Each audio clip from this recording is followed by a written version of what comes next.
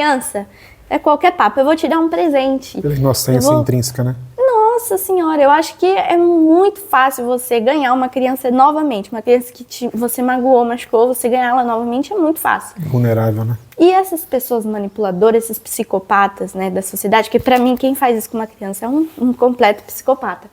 Ele entra na vida novamente dessa criança. E como? Como tá no reduto familiar, é claro que não vai sumir do nada, né? Ele foi preso, só que ele tem saidinhas. E o que a gente descobriu? Que na saidinha dele, ele levava ela no shopping. Você tem noção? Então, cara, como que o Conselho Tutelar não consegue acompanhar essas situações? Olha o perigo, ele tá trazendo ela para o reduto dele novamente. Ele pode tentar algo contra ela, ele pode até tentar contra a vida dela, Anderson. Mas, dá até vontade de chorar, porque essa situação me dá muita, assim, eu não gosto nem de falar muito abertamente sobre isso, mas são, tipo, situações muito constantes que a gente vê iguais a essa. Então, na saidinha dele da cadeia, que ele foi preso, ele visita a menina, leva a menina para passear. Uma pessoa que foi presa por violentar aquela criança, visita ela aqui em Rio Preto. Aí eu te pergunto, isso é uma denúncia, Conselho Tutelar, cadê você na vida dessa criança? É uma menina que chora constantemente, é uma menina que tem muito problema familiar com o irmão, que é adotivo também. Então, cara, onde está o Conselho Tutelar, onde estão as medidas que deveriam ajudar essa criança? Porque, assim, normalmente, Anderson, eu acredito que é como se fosse uma medida protetiva, aquela pessoa nunca mais pode chegar perto, mas como é no reduto familiar, é difícil, e parece que não tem um acompanhamento constante, né? Então, eu acho que crianças em situação de vulnerabilidade, assim, principalmente crianças que sofreram alguma violência, apanham, sofrem, violência psicológica de pais narcisistas, existe muito isso. Essas crianças têm dificuldade de pedir ajuda, muito mais do que uma mulher que sofre violência psicológica. Não estou comparando, mas é muito difícil identificar uma criança que está caindo em alguma conta assim. Você só identifica quando ela se toca, ela percebe que é errado, ela vê que está se machucando. Isso é muito complicado e é muito grande os casos. São casos que eu acho que a cada 10 crianças, 5, 6 sofrem de alguma violência, vulneráveis, crianças vulneráveis e crianças que tá tudo bem também. Stella, geralmente, tudo na vida existem exceções, mas geralmente as crianças que estão em mais estado de vulnerabilidade, seja para esse ou para outras problemáticas, são crianças que estão inseridas em famílias de baixa renda ou não necessariamente? Assim, pelo meu ver, é que eu atendo mais, então eu vou falar da minha visão. Como o meu projeto atende muitas crianças, muitas famílias em vulnerabilidade, eu sinto a presença dessas violências muito mais nas questões de vulnerabilidade.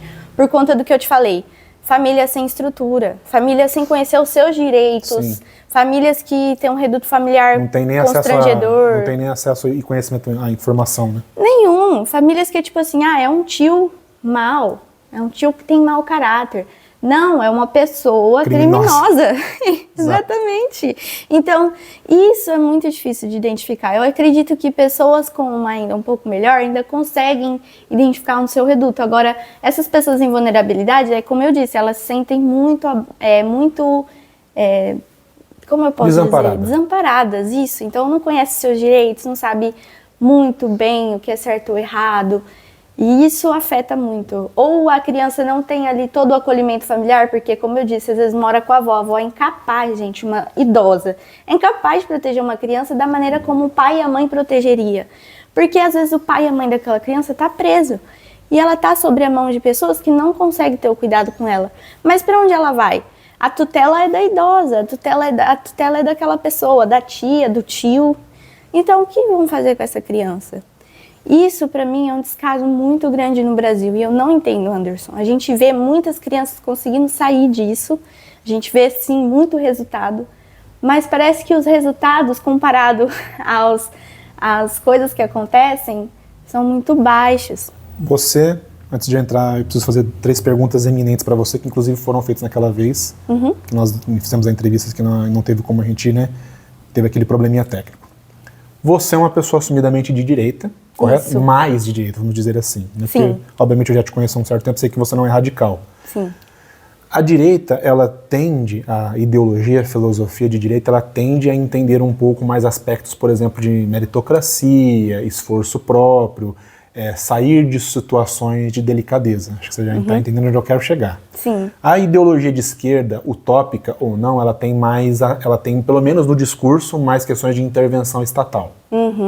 Estado se fazer mais presente e o tal do Estado inchado e gordo. Sim. Você está entendendo onde eu quero chegar? Sim. Você ser de direita e querer mais intervenção do Estado, não tem uma certa contradição nisso? Você entende o que eu quero dizer? Estou falando com todo respeito. Sim, com certeza. Eu acredito muito na nova política. Eu acredito que política, independente de ideologias, ela precisa ser diálogo, precisa ser conversa.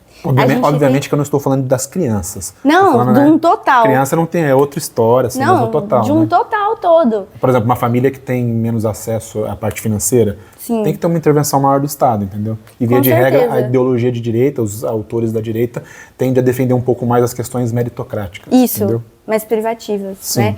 Eu acredito muito na política nova. O que acontece? Eu adoro a ideologia da direita, me identifico muito, estudo há muitos anos sobre.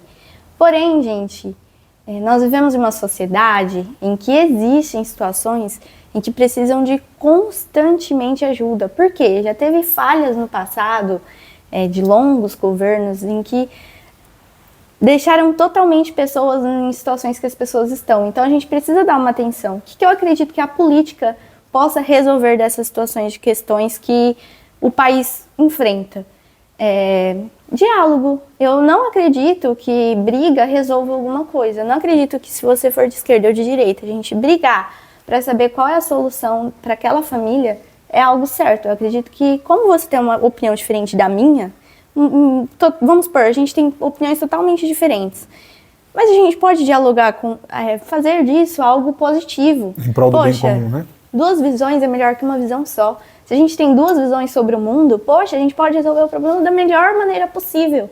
E eu acredito que o diálogo é a forma da gente fomentar isso.